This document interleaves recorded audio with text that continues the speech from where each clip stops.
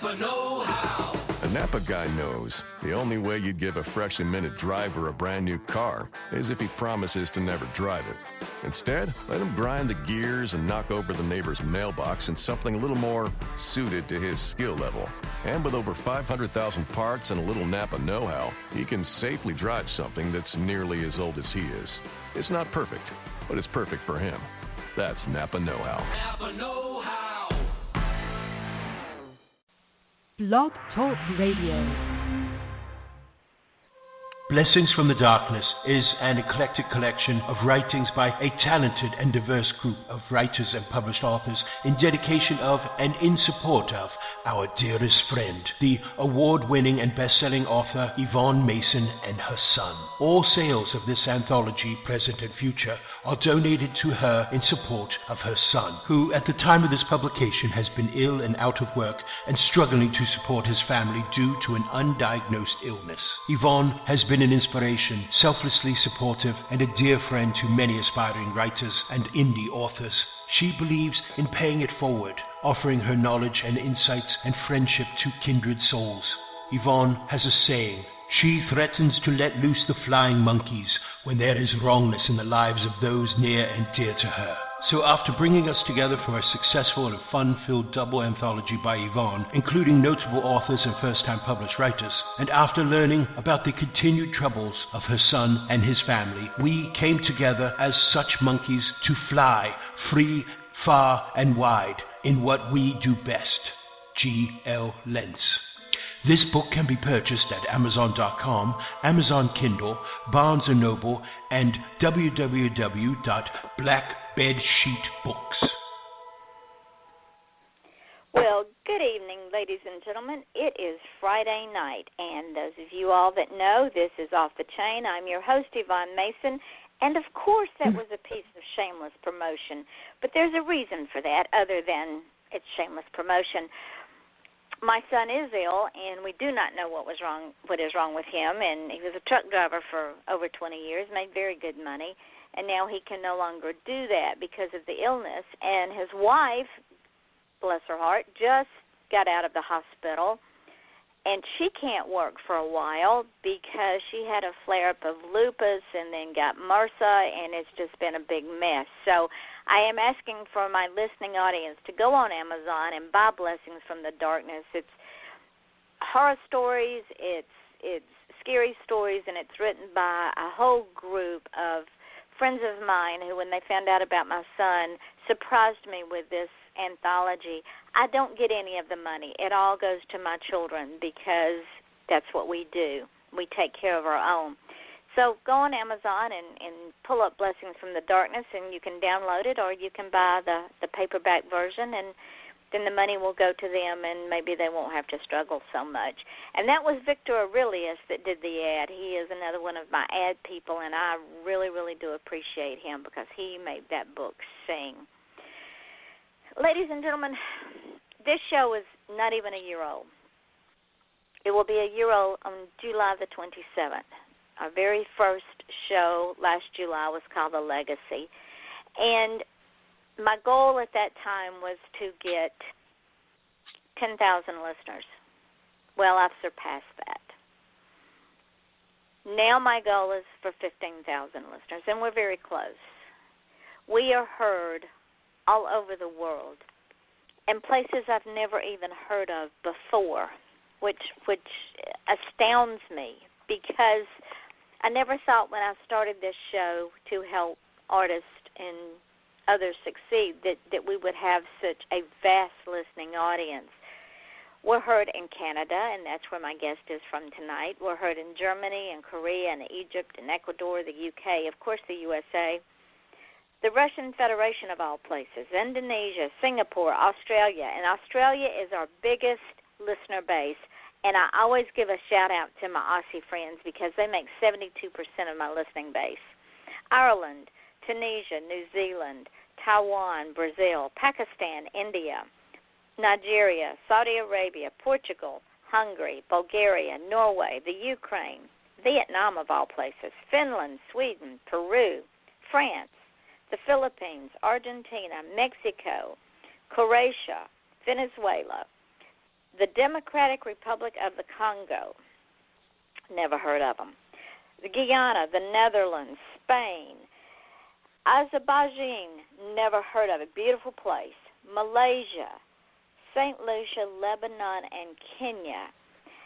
And with a reach like that, we cannot help but succeed because, gracious me, over 12,000 listeners, and they're all over the world. So my guests are succeeding because they're heard all over the world. And with that being said, tonight's guest, I told you, is from Ontario, Canada. Her name is Allison Knight, and she is Filipino. Beautiful, beautiful girl. I'm going to adopt her. Her parents are both Filipino. They met in Canada, and she was born at St. John's, Newfoundland in Canada. She has one sister, and they share a birthday, and that story in itself is just hysterical. Allison is older, and she has two children. She doesn't look like she's old enough to even be out of high school, much less have a daughter 28 and a son 22.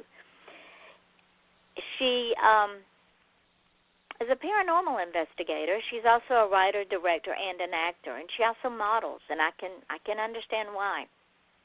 Her favorite type of movies are horrors, and then action, thriller, and then comedies. Allison, thank you so much for joining me tonight and spending an hour with me. We've had a lovely conversation before we even got started. It was so exciting. Yes, we did. And in fact, if my guys, if my bands Diager and Cypher happen to listen to this show, Allison's going to hook up with you because she's from your neck of the woods, and she wants to talk to you about some things. So there's a little bit of shameless promotion, and I'm going to send her your way after the show. Allison, absolutely, because their music is right up your alley. That's for sure. How did you get where you are? I mean, you're an actor, you are a writer, a director, you do paranormal investigations. Was this on your bucket list as a child, or did you fall into most of it? Well, sometimes I definitely wonder how I got where I am right now. It just seems like I just landed where I did. When I was little, actually the first time I saw a ghost, I kind of have flashbacks about it. I was 6 years old, and that's the first time I saw one. But I didn't think I would end up being a paranormal investigator. That's kind of a dream, really. It just seems so surreal. It's scary, but it's exciting for me. I was never really good in school. I didn't have very many friends. I still don't. But it just happened. I was a paranormal investigator first, and then I became a writer, director. That happened second. And now I can't stop writing movies. It's just coming out. I'm on my 6th movie right now, writing a movie. Wow. Well, when it's just when you saw happening. the ghost at 6 years old, mm-hmm. Were you afraid? Were you curious? Did you feel like you might know them? Because, like you, I believe that there are others with us. There's spirits around us all the time. There were some in my old house. And I never was afraid of them because when I was they didn't really hurt me. There's different types, but when I was 6, it's called like the deer in headlights. So I was frozen. I couldn't move. And I saw this lady, and she was kind of glowing in white. And I knew that one couldn't harm me because all I could do was just stare, and I was just frozen. And I couldn't move until she kind of disappeared. And when she disappeared, I was kind of like, I was just able to was like kind of let go and able to move and go away. But there are others that are not so friendly. There's the ghosts, the spirits, the guardian angels. Those ones are okay. There's the negative ones, which are the ones that are not okay. Like the entities, the demons, and whatnot. Those are the ones that you have to look out for. When was your next experience with an entity or a ghost? How old were you? I was 13. Something negative was happening at that time. I don't know if I really want to go too deep into it. You don't have to. No. But you can probably imagine a 13-year-old who was a virgin, and then it was kind of first time but not a really good experience. Then this entity kind of went into me, and it wasn't a good entity. I was, as you can say, possessed, and for years, from 13 about 43, I heard in my head a different voice other than mine to kill yourself, kill yourself, kill yourself. And from 13 to about 43, I was trying to kill myself, and I couldn't die because I had my parents or other guardian angels trying to not have my soul go to that other dark, that soul would go to that dark place. Right. That entity was trying to take. Well, let me ask you this. Once you started, when did you start doing paranormal investigations? A couple of years ago. And once you started recently doing those investigations, did that help you become grounded again, and that entity decided that it was wasting its time, so went to find someplace else to live? Well, that entity left before I started the paranormal. I had this counselor who really knew what he was doing about the entities, guardian angels, and he taught me a lot about the entities and the negative stuff. He told me about sage and sweetgrass and a lot about the negative. You got to get rid of this, and he was able to actually get rid of that entity. So I thought at that time he did for a bit, but it came back. But anyways, he was able to get rid of it at that time. That counselor, he was really good. But while I was doing the paranormal, it taught me a lot more about the entities and the demons and other things.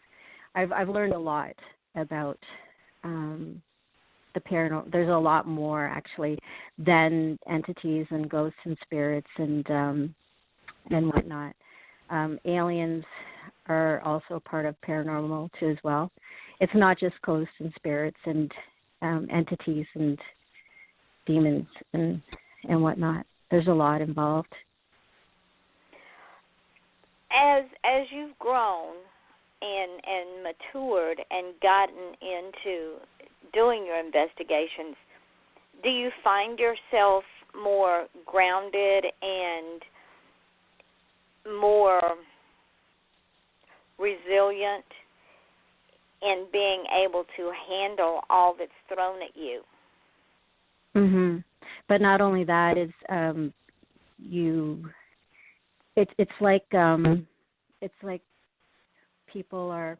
I'm just picturing it now. I just saw it in my head just right now. It's like everybody is in a box. But when you become a paranormal investigator, it's like you come outside of a box and you just see a whole different world of more.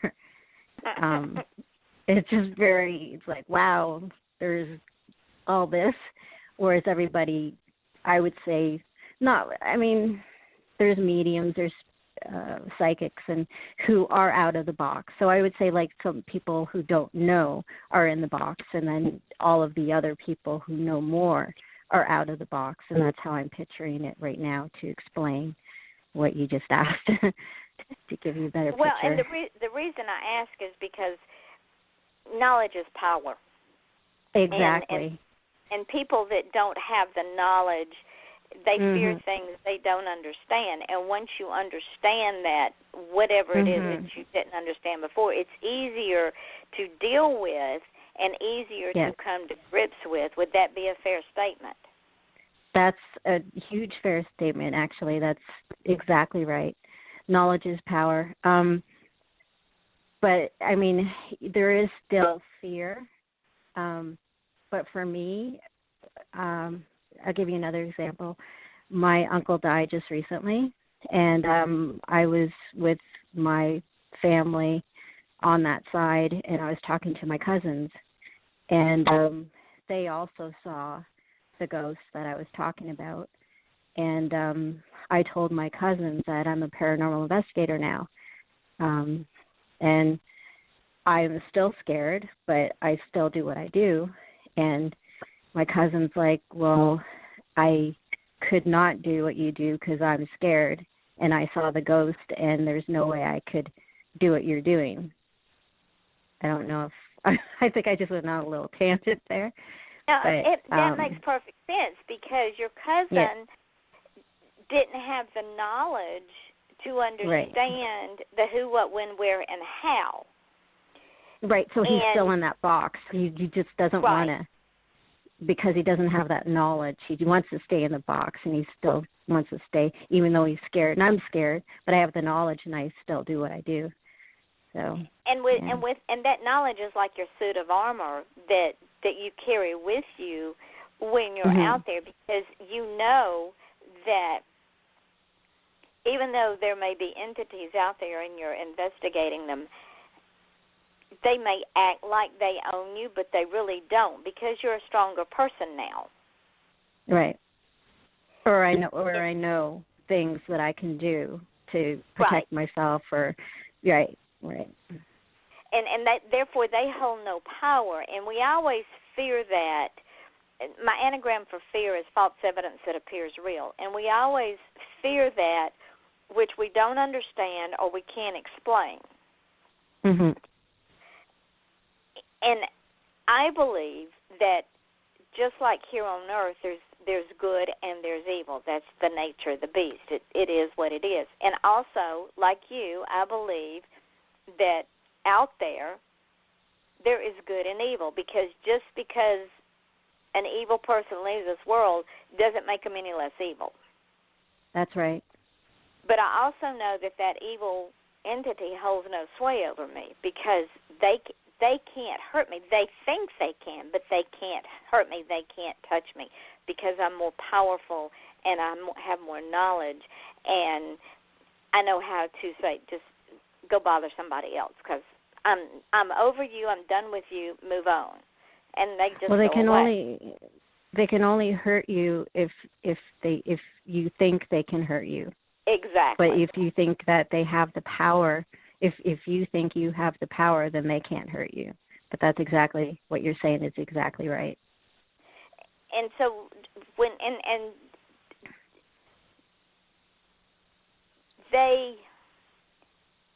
it's because they think they're not finished yet on earth, and maybe they don't want to go to the bad place, but they are. They need to just go away and be done and stop wreaking havoc on earth, because we don't need them here anymore, so they can just go and do their own thing wherever they're going to go and stay there.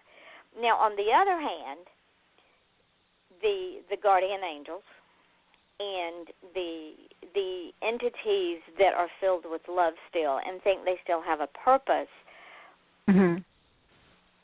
they have saved my life a time or two when I've fallen asleep driving. Oh, yeah. Yep. and woken me up, or whispered in my ear, or touched the back of my neck, and you come awake with a shock because you're the only one in the car, and you wonder if I lost my mind.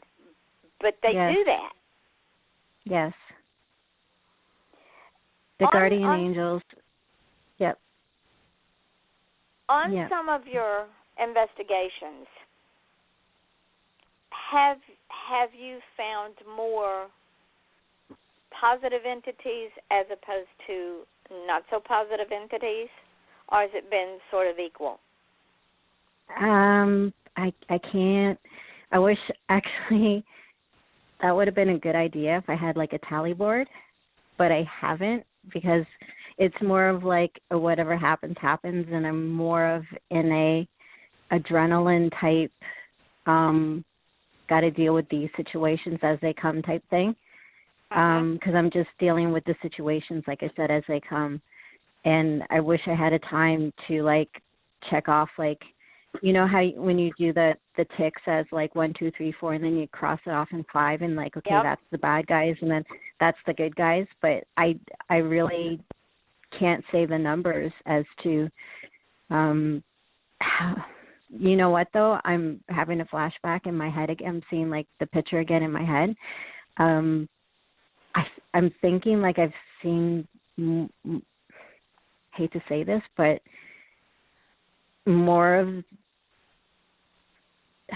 I don't want to say this because you've got the listeners, right? But if we were just talking, if it was just you and me just talking, and you just asked me that question, do you want me to answer it like that? Yeah? Yeah, because it is just you and me. Okay. So it's really, I've dealt with more of the evil. I've probably, it's more, I have to tell you honestly, that's more of what I've dealt with. And I can understand that, because they don't want to go to the bad place. They want to stay here because it's worse there than it was here.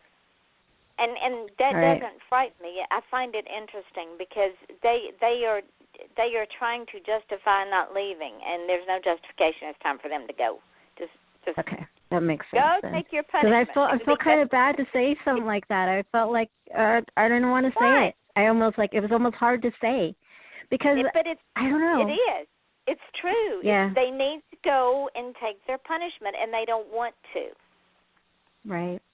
And so, therefore, they'd rather play with us, like people, than go to their place of punishment, as you say. Exactly. And so, therefore, that's what I'm finding. And then people are saying, like, what I get calls are is, like, I'm hearing banging sounds, and my electricals are going on and off. So they're playing with all these things and people instead of going to their place. Right. Right? And it's not because they're lonely. It's because they know that the fires of hell are even worse than what they suffered here on earth. That makes so much sense. Yeah. So, and don't feel bad about explaining it that way, because that's what it is. They don't want to go there. Yeah, because I don't get these calls of like finding angels flying around or anything like that. Like I don't get these nice calls or these nice things. I wish I had that answer, but no, I don't. You would have loved my house, Allison, because we had several at my house, and they didn't bother anybody. I had a young woman who would take the end of my grandson's crib and shake it because she wanted him to go to sleep. Trouble is, she woke him up because he's already asleep, and he would point to her. He saw her. And when my daughter moved out and took my grandson with her, she called me one day and she said, "Mama, Cherokee saw a man." I said, "Okay, what did he look like?" And she said, "Well, he said." I said, "Well, tell me what Cherokee said." And she says, "Well, he said, Mama, do you see?" And he was little. He was maybe 5 or 6. She says, "Mama, do you see that man over there in that corner?" And she said, "What man, Cherokee?" He said, "That man in that corner." And she said, "Explain to me what he looks like." And he says, "Well, he's got on this long black coat and he's got on this black top hat." And I said, well, Brandy, that's his guardian angel. I says, he's been taking care of Cherokee ever since he lived with me. I says, and he's followed him with you because he takes care of him. I said, don't discount him. She says, I'm not. I just wanted to make sure whose side he was on. That's good. I said, he won't hurt him. I says, he's protecting him. So just when Cherokee tells you he sees the man's there to look after him. But we had several that would wander around in the house in the middle of the night and do I would things. have loved that. You would have had a ball. Yeah. It was an absolute amazing experience. What I get is I went to an investigation last night, actually, and I found a demon. Had I known it was a demon, I had an Ouija board out, and I had a guy and me on the board asked for the name. It took a while, and I'm like, just give me your name. So it spelled a name, but it wasn't like Bob or George or whatever. I'm not going to spell the whole name out because you don't do that. You don't want to bring him back. That's conjuring it, yeah. So it was HNU, and I'm not going to do the rest. So if they're not like B-O-B or G-O-R, whatever, like a real name, if you can't spell out the name, it's not human. And then I asked, are you a demon? And it blatantly said yes, because it wasn't a name. So we went to this, it was a cabin, and they were saying, there's something going on or whatever, and the guy was saying, but we're good, we're okay. Right when I walked in, my chest was pounding. I felt like there were butterflies, but butterflies on roller coasters. So it was just, my arms were shaking, my hands were shaking. And I was just like, there's something in here. So, and there's just other things that go on when I go on investigations. But it's like you say, it's like an adrenaline rush, and you couldn't stop it if you tried. Exactly. Yeah. And that leads me to your writing and your directing. Yes. Your first movie, Mercy Love, is based off one of the experiences that happened to you, correct? Yes, true story. Do you want to go into it a little bit? Yes. So what happened was I went to this tavern, and I was just sitting there, and I felt like I think I should do an investigation at this tavern. So I took out one of my cards, and I looked behind me, and the owner of the tavern was standing at the bar. And I said, actually, I was just tapping on my business card. I was feeling nervous for some reason, but I was like, I'm just going to ask him. So I asked the owner, I'd like to do a investigation here. And he just laughed at me. He's like, investigation? I don't believe in those things. And I was like, okay, well, I turned around, went to walk away. He's like, hey, wait a second.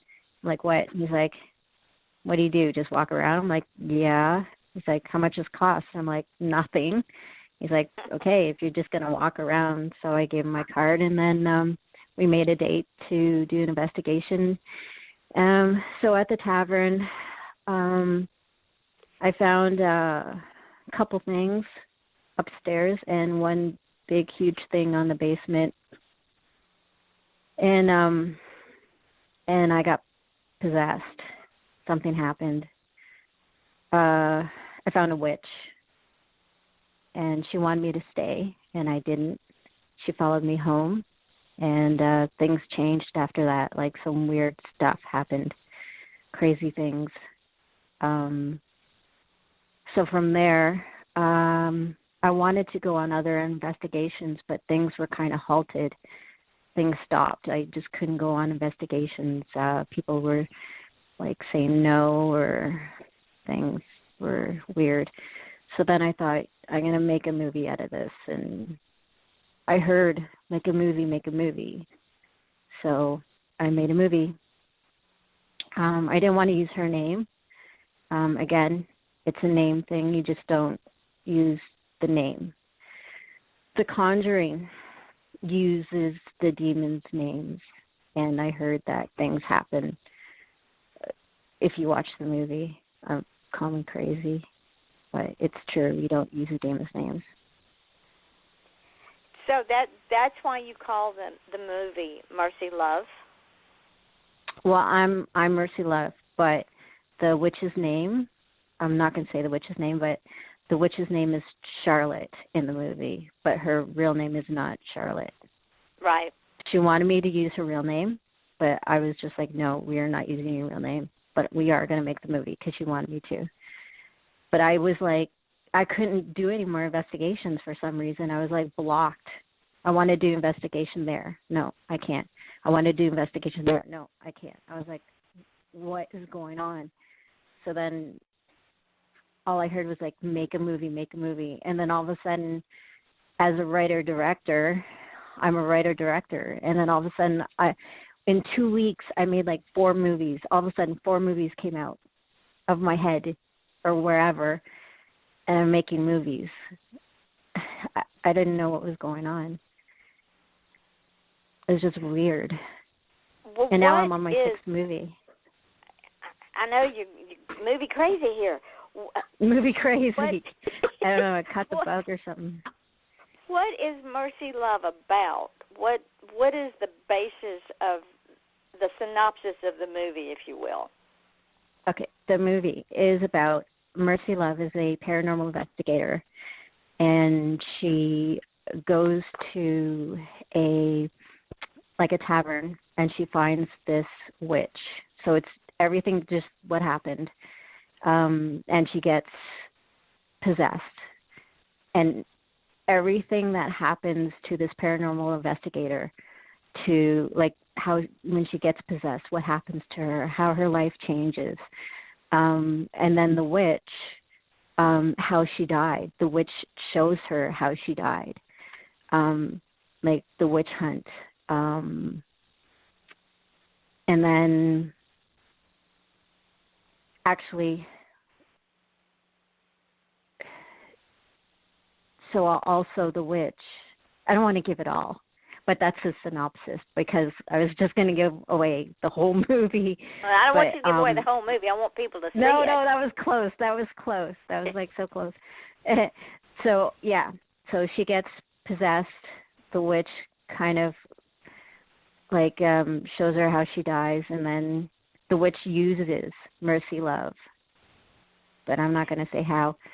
And then also what happened, too, after that, there's going to be a Mercy Love Part 2, and then there's also Mercy Love Part 3 already. Like this thing just exploded. And does Mercy Love encounter the same witch, or does she encounter new entities in 2 and 3? So Mercy Love, she gets possessed, and in Part 1. Part 2 is actually a prequel about when Mercy Love got possessed with the demon, when I was telling you about when I was possessed by the demon from age 13 to 43. Uh-huh. So it goes back to the demon. And then what does... Yeah, it makes perfect sense. And because what it does is it tells the story as to how she got to where she was as a paranormal investigator, and it takes you back. What does Part 3 entail? Now, Part 3 is the witch is like, I want to tell my story. So now Part 3 is about the witch's story, and it's called The Witch's Story. So it's about Charlotte's story, about the witch hunt, and how Charlotte died, and she has 2 sisters. So it's called the trilogy. So it's Charlotte and her 2 sisters on how they died, and how the witch hunt was about killing almost innocent people, and how the witches were killed, and maybe other people were killed too just by saying you're a witch, and then the priest killed that person because they said that that person's a witch. And that went on for years. Just yeah, it was horrible. And it was worldwide. It wasn't just in the United States. It started in Europe. In fact, I'm working on a story now, and it was even in Scotland. That's how far back it went. They just, I could go down to the corner tavern and say, Susie Jane's a witch, and they bring her up in front of the priest or the witch hunter or whoever, and if they decided she was a witch, because you didn't like that person. Exactly. Yeah. And do you know another thing is sometimes they would be like, here's like some shillings. Joe over there is a witch. Kill him. Because you thought Joe was cheating on you or something. He's a witch. Kill him. And then so in this movie, I don't know if I want to give that part away. Don't give it away. Because you've already got my interest peaked. Now your editor has got to get off his duff and get this movie done. So I know, so you could do 2 and 3. Yeah, really. I know. I'm ready for it. I know. Hey, how about everybody say, editor, finish Mercy Love? Right. Because we got 2 and 3 to go now. Now, you also have 2 shorts out there, right? You have yes, I do. Musical Mind and Saligo, I guess? Yes, I've got the full cast of Saligo. We're all getting together April 1st, and that's not a joke. So I told the cast I'm serious. It's not a joke. I'm not saying come over and I'm not going to be here. We're all going to meet April 1st, and we're going to do the first reading, and then we're going to film the week after if the reading goes well. I have a guy who's going to dress up like a woman, just a little, I don't know, to make it interesting. But, Saligo's going to be filmed next week, and I'm not going to make the... Oh, Saligo means to make a choice in Latin. And it's about, now I know this idea has been already done, but it's going to be different, but the same. So it's about a box, and it's about 2 buttons, a red button and a blue button. So imagine that somebody comes to your door, and they knock on your door, you open the door, and there's a guy standing there in a suit, black suit, tie, sunglasses. And he's like, you have a choice, a blue button and a red button. And you're like, what's the catch? And he's like, well, the red button means you get a black card for unlimited money till you die. And then the blue button, you get $1 million. Like, oh, that doesn't sound too bad. Right? But there's always a catch. What's the catch, right? So the catch is if you press the red button, a bunch of people die. Men, women, children, just a bunch of people die. But you get unlimited money with this card forever till you die. Not forever, but till you die. Only you can use it. If somebody gets the card and tries to use it, it won't work. Only you can use it. And the blue button, if you press the blue button, only one person dies. So you basically hold someone's life in your hand for your own self-gratification. Yeah, but you can't say no. You have to pick one or the other. Yep, you can't. Like the character, he turns around, he's like, no, I can't do this. And then the guy's holding the box, he's like, I'm not leaving, you have to choose. Interesting. Yeah. Very and interesting. And it's a short. Yeah. And the other one, Musical Mind, what is it about? Musical Mind is about a guy, he's married, and the wife wants him to fix the roof. So he goes up on the roof, and then he falls off the roof, and he hurts himself. He gets a concussion. And then he goes to sleep. Well, he goes to the hospital, and then he goes home. He goes to sleep, and he wakes up, and his wife isn't his wife. And then, like, people that he knows in his world aren't the same people in his world. They've all changed. So imagine actually that when you go to sleep and you wake up, that everybody in your life they've all changed, like musical chairs. They've all switched. People. Everybody switched. And they're not who just because you of think the they are. Concussion. Exactly. Well, no, they are they are who they are. Like, for instance, I don't really have many people in my life, so I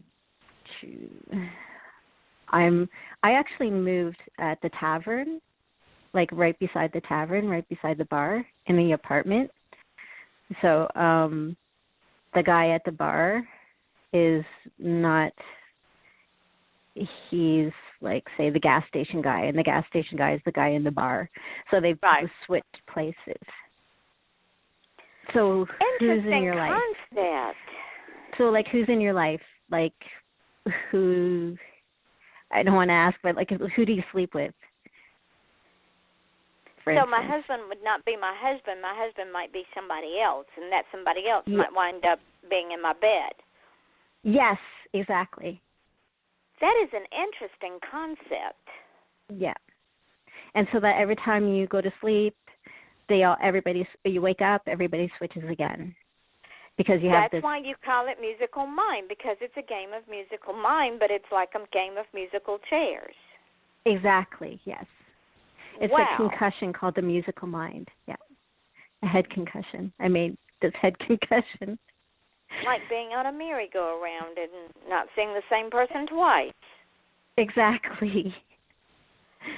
I don't know, just something I was writing. That is very interesting. That sounds like something out of the Twilight Zone.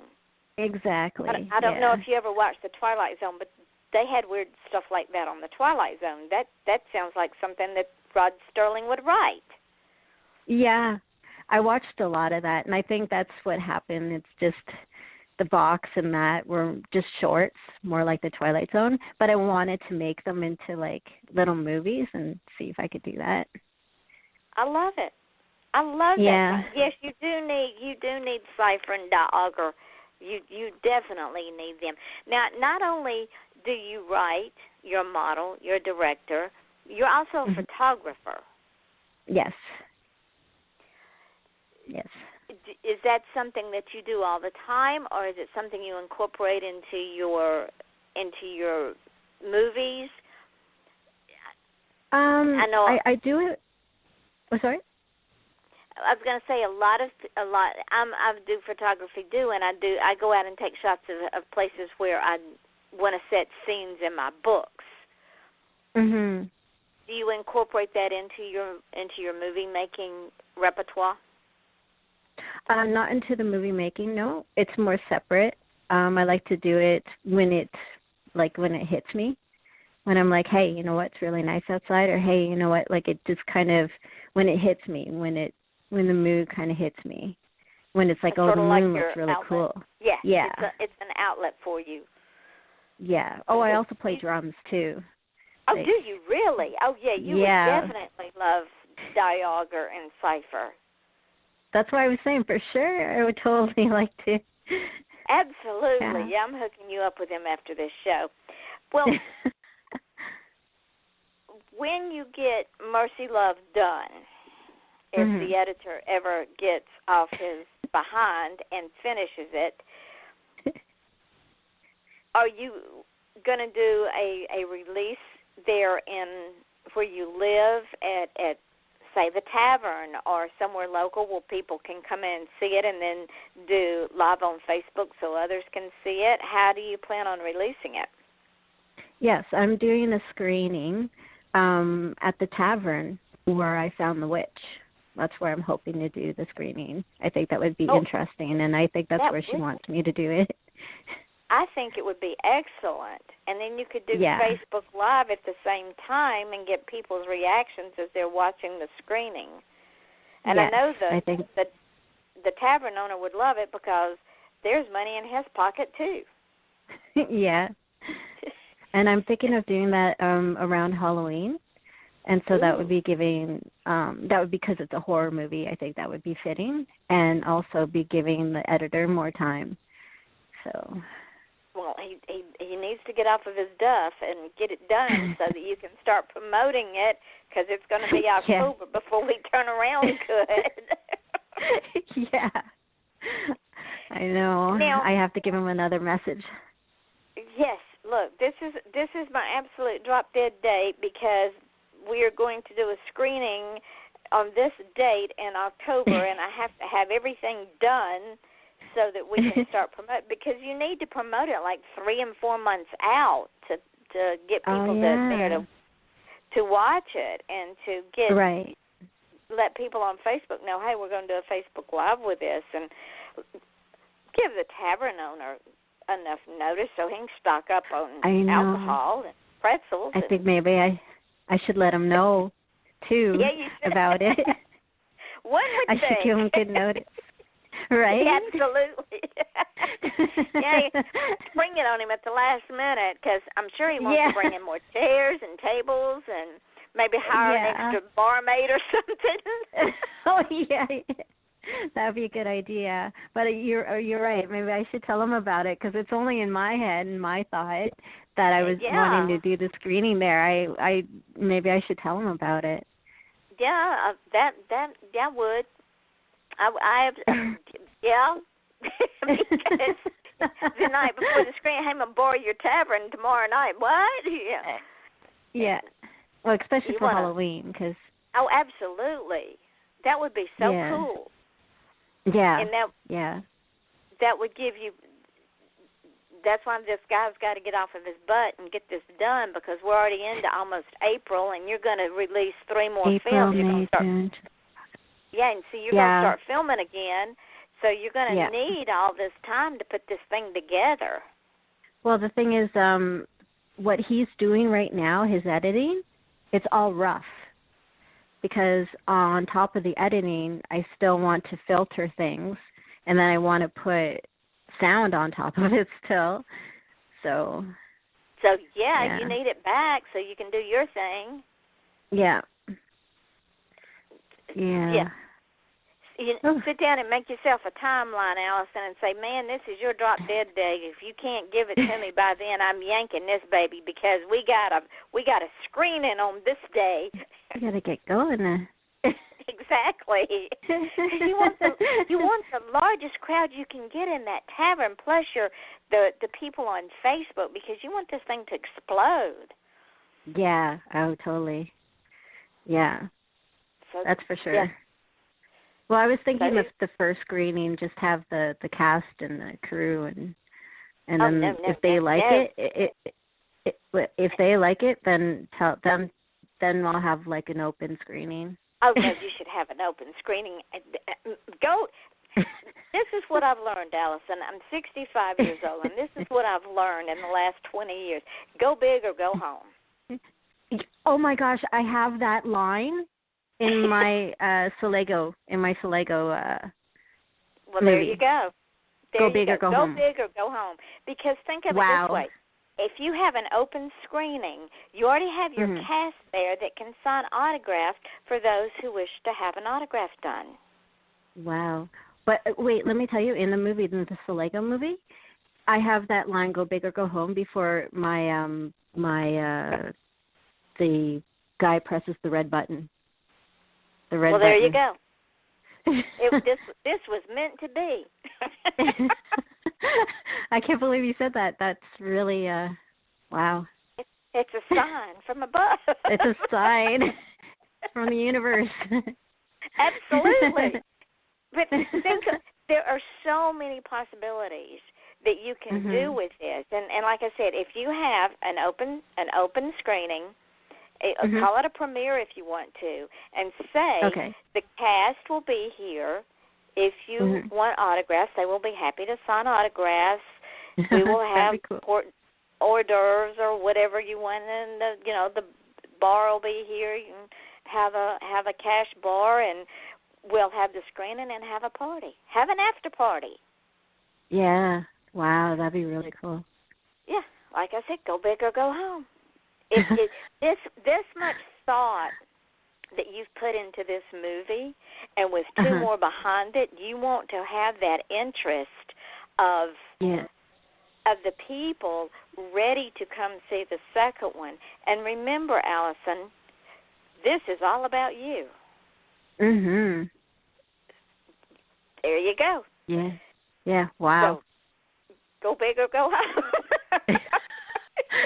Wait till you see Soligo too. Like you'll be like, "Wow, I just said that." See, and you're and think about this.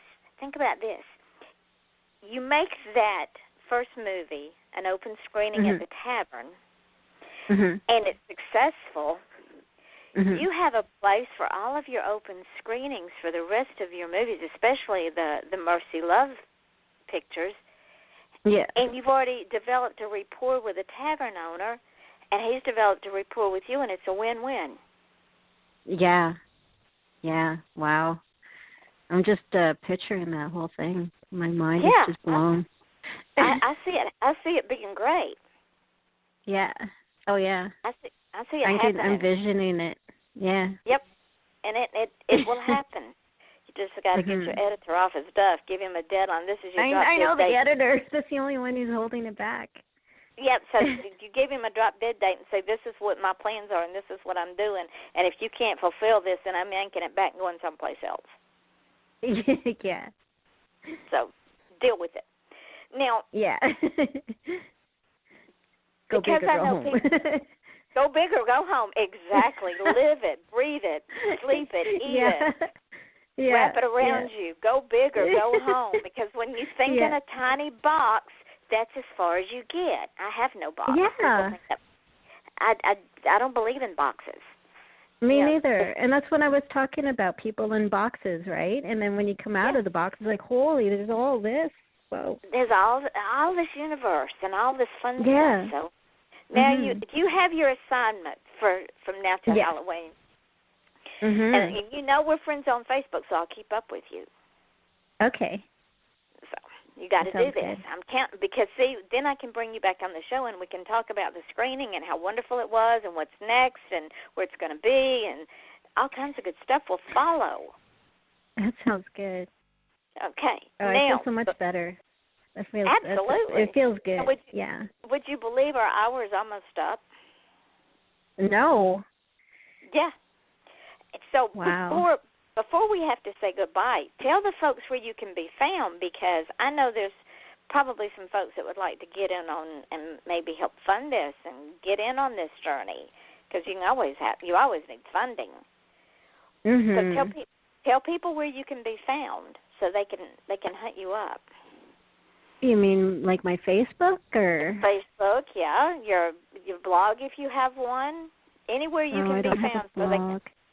Oh, you. Well, mainly Facebook, like Allison Knight, ALLISON Knight, KNIGHT. That's my Facebook. That's mainly where I'm always on there. I think I'm addicted to Facebook actually. I am. I'm on there morning, noon, and night. And wake up and I go on Facebook. So I understand that. Yeah. Well, that's where I do a lot of my marketing too. Now let me ask you this: if someone came up to you and said, "Allison, you're living your dream," how would I go about living mine? What would you tell them? Just go for it. Just like you said, go big or go home. Now I'm stuck on that. I'm really stuck on that now. Well, put it on your refrigerator. I'm going to put it on my mirror in my bathroom. I'm going to put it on my refrigerator. Exactly. I'm going to put it in my bedroom. Just go for it. The whole world, Allison, is made up of dreamers. Think about it. Mm-hmm. Dreamers are the reason we have film. Dreamers are the reason that we have music. Yes. Dreamers are the reason we went to the moon. Mhm. Dreamers are the reason we have travel. Yes. Yeah, with airplanes and technology and cell dreamers phones. are the reason. Telephones. Dreamers are the reason that people came to America and the colonies and to Canada and all the other places that people have moved to and traversed to. And without dreams, you and I would not be having this conversation. Because now we would not. I hear the excitement in your voice. You have a roadmap. Now you know where your journey is going to take you, and as we're prone to say, go big or go home. Now you know what you've got to do to make it real. Yeah. Well, now I'm lit under my butt. I was less stressed, and stress doesn't really motivate you. Stress is not a motivator. No, I don't it is think. not. It's Excitement is a motivator. Yeah. Excitement and a plan and forward thinking and thinking out of the box, and I'm going to set deadlines because I'm doing this next, and it's not stress, it's a plan, and you've got this. Yeah. And I'm excited for you. Me too. Thank you. You're welcome. And the hour flew by.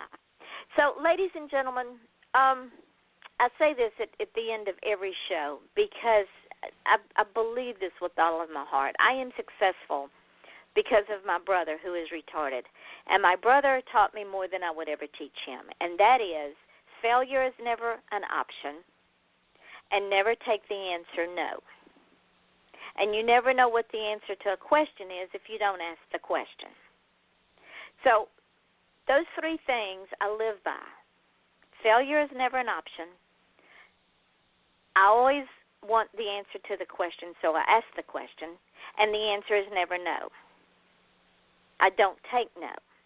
I took no too many years when they told me I couldn't. And because everybody told me no, I want to thank them now because I am so successful. And I am successful because I can be. And it's just like Allison and I have been talking. If you want it bad enough, you will find a way. And stress is not the answer. You make it fun. You have a plan. You have a goal. You do forward thinking. And you set deadlines. Would that be a fair statement, Allison? Yes, definitely. Yeah. Because now Allison's all excited because now she sees Halloween. Halloween would be the perfect night to release the movie. And it's because we're dreamers, ladies and gentlemen. We're dreamers. We see things. I cannot stress enough how important it is to not only be a dreamer, but find a way to make that dream real. My brother didn't want to be a janitor anymore. He wanted to be a stock boy. So when he went and interviewed for his job at Publix, he told the man, I'm not going to be a janitor. And the manager said, what do you want to do? He said, I want to be a stock boy. Guess what my brother did for 20-some-odd years? He was a stock boy. Now, my brother can barely read or write, but he was a stock boy because he made his dream. He didn't take no for an answer, and he didn't know the answer to the question till he asked it, and no was not an option. So, ladies and gentlemen, understand this. Don't be that person that when you're lying there on your deathbed and someone comes up to you and says, not regrets, and you say, well, I shoulda, woulda, coulda, because by then it's too late. And maybe, Allison, some of those bad entities are the ones that are having regrets and want to come back and live their dream again. Too late. You can't do it. It's over. Go away.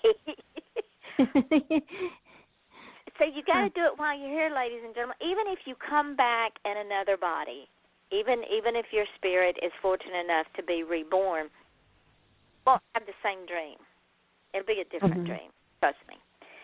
So while you're here, if your child wants to be a garbage collector, if your child wants to be a scientist, if your child wants to be a ballet dancer, if your child wants to be a musician, if your child wants to be a mother, if your child wants to be a nursery attendant, whatever that child wants to do, encourage that child. Mm-hmm. Do not tell that child they can't, because they can't. And every child has a purpose. Whether they're unique or not, they have a purpose. Allison, I want to thank you so, so much, my dear. You made my night. You got me fired up. Thank you for spending an hour of your time with me. The hour flew by. Thank you very much. Boom, it's Thank you. It did. So I will not have a show tomorrow night, ladies and gentlemen. Join me on Wednesday night here at Off the Chain at 8 o'clock with my guests, and I forgot who they are, but they'll be here. So we are now off the air, but what I'm going to do, Allison, when we get off the air, when we hang up, the show will upload into archives, and when it gets uploaded, I'm going to put it on my page, and I'm going to tag you in it. Okay. I want you to take that show, and I want you to spread it all over creation. Send it to everybody you know. And then tomorrow, I will put it up on 5 or 6 different podcasts, and I will tag you in those podcasts, because this show is heard on iTunes. It is heard on TuneIn Radio. It is heard on FM.com. It is heard on Stitcher, on YouTube, on Podcast.com, Podcast Garden, Podomatic, Mixcloud, SoundCloud, and Spreaker. Plus the Blog Talk Radio show. So you're going to get a lot of exposure. Awesome. And I want to see you say, we are having a premiere on October 31st at 8 p.m. at whatever the name of the tavern is. Okay. That's your deadline. Boom. Yes. You're busy. I will. Thank you, my sweet darling. And I will hook you up with Di Auger. I'll send you their email pages. Okay. And Cypher, my contact person is Jason Norwood, Matthew Elliott, and I can't remember. There's 3 of them. Jason Norwood is the one that I talk to the most. And Di Auger, I will hook you up with them too, and then you get a relationship with them because you'll love their music. And I will also send you the archived links for their shows that I did, so you can hear their music. Okay, that's where I can hear the music on the archive? Yes, ma'am, okay, because you'll great. hear me interview them, and then I'll play their music, and we'll talk about their music. They're both 2-hour shows, so you can listen to them at will. But what I do is I play their music at the opening, and then I interview them for a little while, and then I'll play a song, and we'll talk about the song, and then it's in between interview and music. I do both, and that way you get a feel of why they did the song and what led them to it, and explain the song a little bit. Okay. You'll love it. Good. All right, I can't wait. I can't wait to send y'all this information. I can't wait to get it. Well, let's get off of here, and I'll get it to you. Okay, thank you. Thank you, very honey. much. You're welcome. Thank you. Good night. Bye.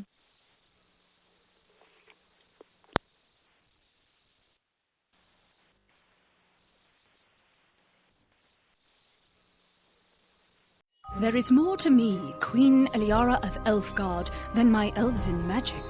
Just as there's more to Geico than saving you money, Geico also gives you 24/7 access to licensed agents online, on the phone, or on the Geico app.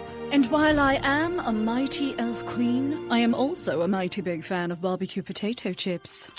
Minions! More smoky mesquite. Geico. Expect great savings and a whole lot more.